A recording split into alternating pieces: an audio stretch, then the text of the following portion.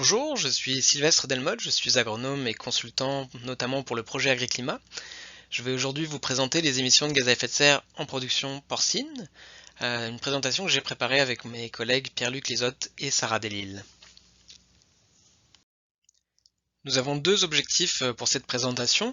Le premier, c'est d'identifier quels sont les postes d'émissions de gaz à effet de serre dans une entreprise de production de porc. Le second, c'est de comprendre aussi quels sont les principaux facteurs qui vont affecter ces émissions, donc faire en sorte qu'elles vont être plus ou moins importantes d'une entreprise à une autre. Tout d'abord, quand on veut analyser les émissions de gaz à effet de serre d'une entreprise en production porcine, on va considérer deux types d'émissions. Des émissions dites directes, donc ce sont des émissions qui ont lieu à la ferme. Et aussi des émissions dites indirectes, c'est-à-dire des émissions qui vont avoir lieu à l'extérieur de l'entreprise, mais qui sont directement en lien avec les activités de l'entreprise. Si on regarde plus dans le détail, on va quantifier trois gaz différents. Le premier, c'est le méthane. Le méthane qui va être produit sur une entreprise porcine principalement par la gestion du fumier et dans un second temps aussi par la fermentation qui a lieu lors de la digestion des aliments dans le système digestif du porc. Le porc est un monogastrique, donc il en émet peu, mais il y en a quand même un petit peu. Ensuite, on va considérer des émissions de protoxyde d'azote, un gaz qui est donc, comme son nom l'indique, lié à l'azote dans la chaîne alimentaire et dans les fertilisants. Donc ça va être en lien avec la gestion des fumiers et aussi avec la fertilisation, donc que ce soit sous forme de fumier ou d'engrais minéraux qui vont être apportés sur le sol, qui vont entraîner par la dénitrification des émissions de protoxyde d'azote. On va aussi avoir un petit peu de perte d'émissions indirectes, donc des émissions qui vont avoir lieu à l'extérieur de l'entreprise, en lien avec le lessivage de l'azote dans les sols et la volatilisation de l'azote aussi au niveau des ouvrages de stockage par exemple ou des sols. Finalement, on va regarder le troisième gaz qui est le dioxyde de carbone, dont on va évaluer les émissions au niveau de l'entreprise en termes de consommation d'énergie principalement, et des émissions indirectes liées à la fabrication des engrais minéraux et de l'énergie qui est consommée sur l'entreprise, et liées aussi à la production des aliments qui sont achetés et qui sont amenés sur l'entreprise. Afin de vous présenter les différents postes d'émission d'une entreprise porcine typique, on a choisi de développer une ferme qu'on appelle moyenne à partir de l'étude réalisée par le Centre d'études sur les coûts de production en agriculture, qui sert à calculer les coûts de production de référence qui sont utilisés pour le programme d'assurance de stabilisation des revenus agricoles de la financière. C'est une entreprise qui est donc issue d'un échantillon de 61 entreprises, qui sont des naisseurs-finisseurs, qui en moyenne ont donc 300 truies. Cette entreprise moyenne produit 7500 porcs par année et vend environ 200 tonnes de grains également. Il y a seulement 9% des animaux qui sont produits sur la ferme, et l'entreprise est en gestion liquide et déjection, avec une fosse qui est vidée 2 fois par an, et la majorité des déjections sont épandues sur les terres de l'entreprise. Alors ici, sur votre gauche, sur ce graphique, on retrouve les principaux postes d'émission de l'entreprise en termes de pourcentage et de répartition finalement par rapport aux émissions totales. Donc l'entreprise émet, cette entreprise moyenne, encore une fois 300 truies, 7500 porcs produits par an, elle émet en moyenne 2267 tonnes CO2 équivalent par année. Donc 43% proviennent de l'achat d'aliments, donc ce sont des émissions indirectes, ce sont les émissions liées à la production et au transport des aliments achetés pour nourrir les porcs. Le second poste d'émission qu'on va retrouver, c'est la gestion des fumiers, un poste qui est donc en lien avec des émissions de méthane et de protoxyde d'azote. Puis on va retrouver les émissions des sols et la fermentation entérique, donc la fermentation qui a lieu dans le système digestif des porcs, qui vont être à égalité à 7% des émissions. La fabrication et la consommation d'énergie représentent 5% des émissions de la ferme, et la fabrication des engrais minéraux utilisés, 1% des émissions. Si on le regarde en termes de gaz maintenant, cette entreprise moyenne porcine va émettre principalement du CO2, surtout en lien avec la production et l'achat des aliments importés, puis du méthane qui est le deuxième gaz quand on convertit en tonnes équivalent CO2, et puis finalement du protoxyde d'azote, le dernier gaz qui va être émis sur l'entreprise en quantité. Comme mentionné précédemment, l'entreprise va produire à la fois du porc et des grains. Pour pouvoir comparer les entreprises porcines entre elles, on fait ce qu'on appelle une allocation, c'est-à-dire qu'on va spécifier dans les émissions totales de l'entreprise quelles sont les émissions qui sont exclusivement liées à l'élevage des animaux.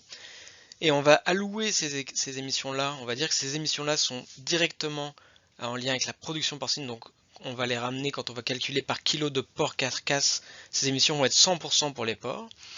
Les émissions qui sont 100% liées au champ, elles vont être attribuées à la production des grandes cultures. Et les autres émissions, celles qu'on ne peut pas attribuer à l'un ou à l'autre spécifiquement, on va les attribuer suivant la part des revenus de chaque production.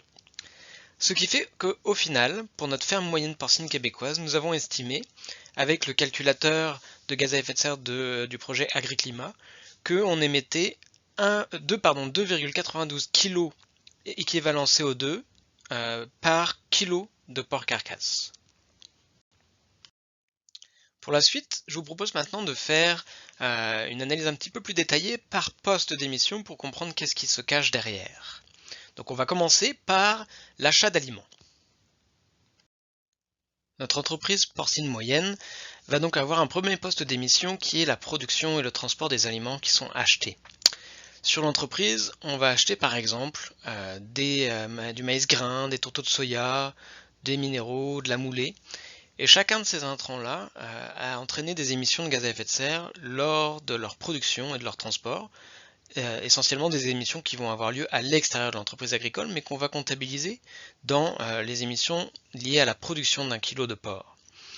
Un kilo de maïs grain, on estime, ou une tonne de maïs grain, on estime que ça représente à peu près 0,325 tonnes équivalent CO2 émis pour la production et le transport. De la même façon, des tourteaux de soya, on estime que c'est à peu près 0,42 tonnes, donc 420 kg de CO2 par tonne de tourteaux de soya qui sont émis lors de la production et du transport, et ainsi de suite pour les autres intrants. Ce qui fait que quand on ramène ça à l'échelle de 1 kg de porc carcasse produit par notre entreprise porcine moyenne, on estime que c'est à peu près 1,26 kg de CO2 équivalent qui sont émis pour produire 1 kg de porc carcasse. Encore une fois, des émissions qui sont en lien avec les aliments qui sont achetés à l'extérieur de l'entreprise. Je reviendrai donc maintenant au second poste en importance, qui est la gestion des fumiers. Dans les entreprises porcines, la gestion des fumiers, qui est très souvent sous gestion liquide, va entraîner les émissions de deux types de gaz, du méthane et du protoxyde d'azote. Le premier gaz, le méthane, il est émis quand on a des matières organiques qui sont digérées par des micro-organismes dans la fosse, et ça commence en fait dès le bâtiment. Quand on a des matières organiques qui sont dans des conditions où il n'y a pas d'oxygène, les micro-organismes vont produire du méthane lors de la digestion. Pour le protoxyde d'azote, c'est les mêmes conditions, c'est-à-dire en l'absence d'oxygène, où on va avoir de l'azote du fumier qui va être transformé d'abord en N2, puis en protoxyde d'azote, le N2O, lors des processus de nitrification et dénitrification. On va aussi avoir des émissions de protoxyde d'azote qu'on va comptabiliser comme des émissions indirectes, puisque quand on a des pertes d'azote par volatilisation et ou par lessivage durant le stockage et la manutention des lisiers et des fumiers, on va avoir une partie de cet azote perdu qui va par la suite pouvoir dénitrifier, donc faire les mêmes processus que précédemment, et entraîner donc des émissions de protoxyde d'azote. Au niveau d'une entreprise porcine, les émissions vont dépendre de la quantité de fumier qui est produite, donc de la taille du troupeau. Ça va aussi dépendre de la gestion de la fosse et du temps d'entreposage. En particulier, le nombre de fois où la fosse est vidée par année et le temps de résidence du fumier dans la fosse vont entraîner plus ou moins d'émissions. On sait aussi que les conditions climatiques jouent sur les émissions puisque l'hiver, les températures froides font en sorte qu'il y a beaucoup moins d'activité microbienne, alors que l'été, la température du lisier est plus élevée et donc il y a plus d'émissions. Pour notre entreprise moyenne, qui vide sa fosse 2 fois par année, ça nous amène à une émission de 1,09 kg de CO2 équivalent par kilo de porc carcasse. Le troisième poste en importance, qui était égalité avec le quatrième qu'on va présenter par la suite, c'est l'émission des sols, qui représente 7% des émissions pour notre entreprise moyenne. Au niveau des sols, le principal gaz qui est émis, c'est le protoxyde d'azote. Ce protoxyde d'azote, il va être émis lors du processus de dénitrification qui transforme les nitrates quand on est en condition d'anoxie, donc en condition où on n'a pas d'oxygène dans le sol. On va aussi avoir des émissions indirectes lorsqu'il y a de la volatilisation ou du lessivage de l'azote qui entraîne donc des pertes. Et cet azote qui est perdu va par la suite éventuellement à l'extérieur de l'entreprise pouvoir dénitrifier. Pour qu'il y ait des pertes d'azote par dénitrification et donc des émissions de protoxyde d'azote, il faut qu'il y ait d'azote dans le sol. Et effectivement, à chaque fois qu'on apporte des engrais minéraux, des fumiers ou même qu'on a des résidus de culture qui se dégradent, on va apporter de l'azote au sol qui va potentiellement pouvoir dénitrifier. On sait aussi que les émissions de protoxyde d'azote, elles sont plus ou moins importantes en fonction de différents facteurs. D'abord les cultures, donc les cultures annuelles ont tendance à émettre plus de protoxyde d'azote que les cultures pérennes. On sait aussi que le type d'apport d'azote change. Les engrais minéraux ont tendance à émettre davantage que les fumiers. Mais ça dépend aussi des quantités qu'on apporte et surtout du moment d'application et de la méthode d'application. Qui vont en fait le fait de faire coïncider les apports avec les besoins des plantes va permettre de limiter les pertes de protoxyde d'azote. Et finalement, des facteurs très importants sont notamment le climat. Plus on est dans un climat où les précipitations sont importantes, plus on a des risques que le sol soit gorgé d'eau et donc des risques d'avoir des émissions de protoxyde d'azote importantes. La topographie va aussi jouer, par exemple la présence de cuvettes va entraîner davantage d'émissions de protoxyde d'azote. Et puis les sols plus fins ou les sols mal drainés, en fait tout ce qui va être favorable à avoir des conditions d'anoxie vont être favorables aux émissions de protoxyde d'azote. Quand on parle des émissions des sols, il y a aussi des émissions de CO2, principalement lorsque on fait des apports de chaux qui en contact avec le sol va réagir et va donc émettre du CO2. Si on revient à notre ferme porcine moyenne, on a 28% des quantités d'azote apportées qui sont sous forme minérale, puisque la majorité du lisier est épandu sur la ferme, et qu'on a une petite partie des lisiers qui est exportée. Ce 28% d'azote plus les lisiers entraîne des émissions qui représentent, comme je le disais tout à l'heure, 7% des émissions totales des sols. Et par contre, on a 100% des apports qui sont faits au niveau de l'entreprise sur des cultures annuelles, puisque l'entreprise de production porcine moyenne ne produit pas de culture pérenne. Si néanmoins on avait des cultures pérennes, ça serait une façon de venir réduire les émissions de protoxyde d'azote que d'apporter des lisiers sur ces cultures. Au niveau d'1 kg de porc carcasse produit par cette entreprise, les émissions des sols représentent 0,21 kg de CO2 équivalent par kilo. On va parler maintenant du quatrième poste, la fermentation entérique, qui représente 7% des émissions de l'entreprise porcine moyenne. La fermentation entérique et les émissions de méthane qui en découlent sont liées à la digestion des aliments qui produisent des acides gras volatiles dans le système digestif en absence d'oxygène. Donc c'est encore une fois en condition anaérobie qu'on a cette fermentation entérique qui se déroule et qui, comme sous-produit, entraîne finalement la production de méthane.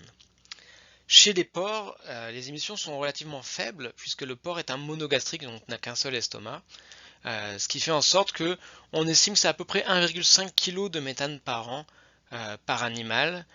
C'est beaucoup moins que pour des ruminants où ça va varier de 50 jusqu'à 150, presque 200 kg de méthane par animal si on pense par exemple à des moutons ou à des bovins.